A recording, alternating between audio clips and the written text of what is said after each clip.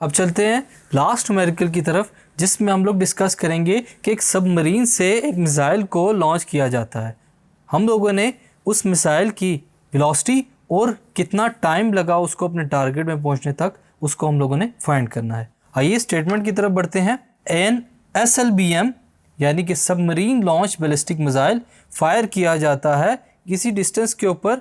कितना है डिस्टेंस हमारे पास? 3000 किलोमीटर। अगर अर्थ को हम लोग कंसीडर कर ले कि वो फ्लैट है और जो एंगल ऑफ लॉन्च है स्टूडेंट्स वो है 45 डिग्री विद द हॉरिजेंटल यानी कि एक्स एक्सिस के साथ। तो हम लोगों ने इस कंडीशन को देखते हुए वेलोसिटी को फाइंड करना है जिससे वो मिसाइल को फायर किया गया है और कितना टाइम लगता है SLBM को हिट करने में टारगेट को। सबसे पहले हम लोग गिवन वैल्यूज़ को लिखते हैं। गिवन वैल्यूज़ में हमारे पास सबसे पहले जो चीज़ गिवन है वो range of SLBM missile which is 3000 kilometre. 3000 multiply by 1000 metre is equal to 3.0 multiply by 10⁻⁶ metre. Kilometre को हम लोगों ने मीटर्स में चेंज किया। Launch angle of the horizontal theta हमारे पास गिवन है 45 डिग्री। अननोन वैल्यूज़ हमारे पास क्या हैं जो हम लोगों ने फाइंड करनी है? Initial velocity of missile VI and time taken by SLBM to hit the target. Time हम लोगों ने टारगेट को हिट करने का फाइंड करना है। फार्मूला जो हम लोग रेंज का अप्लाई करेंगे वो है VI² sin 2 theta divided by G and VI² is equal to R multiply by G divided by sin 2 theta. हम लोगों ने यहाँ पर VI² के लिए sin 2 थीटा को R के नीचे डिवाइड कर दिया और G को लेफ्ट हैंड साइड पर मल्टीप्लाई कर दिया।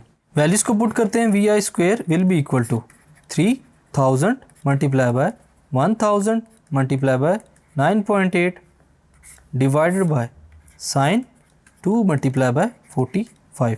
Further VI² will be equal to, after calculation हमारे पास जो वैल्यू आती है स्टूडेंट्स वो क्या है?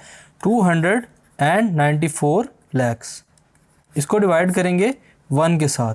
1 के साथ डिवाइड करने के बाद हमारे पास अगेन वही वैल्यू आती है 294 लैक्स।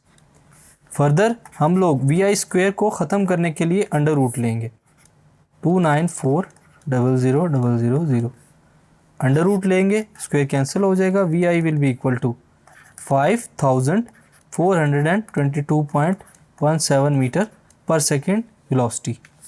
इसको किलोमीटर में चेंज करते हैं तो हमारे पास क्या आ जाएगा?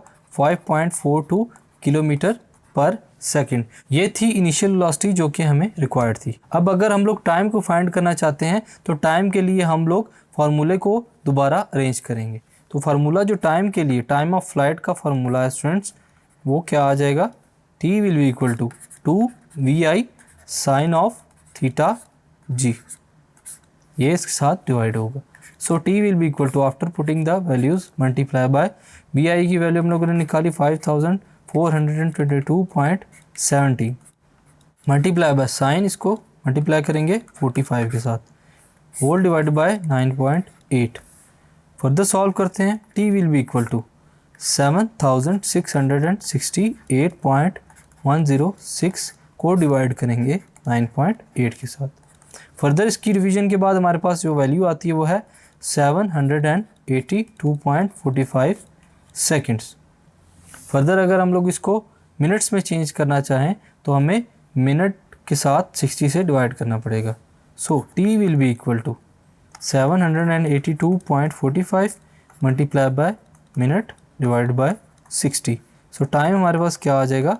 13 मिनट्स। सो स्टूडेंट्स, इस न्यूमेरिकल प्रॉब्लम के अंदर हम लोगों ने टाइम ऑफ फ्लाइट के फार्मूले से और रेंज के फार्मूले से इनिशियल वेलोसिटी जो रिक्वायर्ड थी और जितना टाइम रिक्वायर्ड था टारगेट के साथ टकराने का वो हम लोगों ने फाइंड किया। सो स्टूडेंट्स, यहाँ पर हमारे पास चैप्टर 3 का इख्तिताम होता है जिसमें हम लोगों ने फोर्स एंड मोशन के बारे में थॉरली डिस्कस किया। एक्सरसाइज में हम लोगों ने फोर्स एंड मोशन से रिलेटेड डिफरेंट वैल्यूज़ के बारे में जाना और न्यूमेरिकल प्रॉब्लम्स के अंदर हम लोगों ने डिफरेंट प्रॉब्लम्स को फोर्स एंड मोशन के फार्मूलाज के ज़रिए हम लोगों ने इनको सॉल्व किया। होप सो आपको आज का लेक्चर समझ आ गया होगा। I am Usama bin Qamar, your on screen instructor of physics from tutorial.pk। Hope you are doing well. अल्लाह हाफिज़।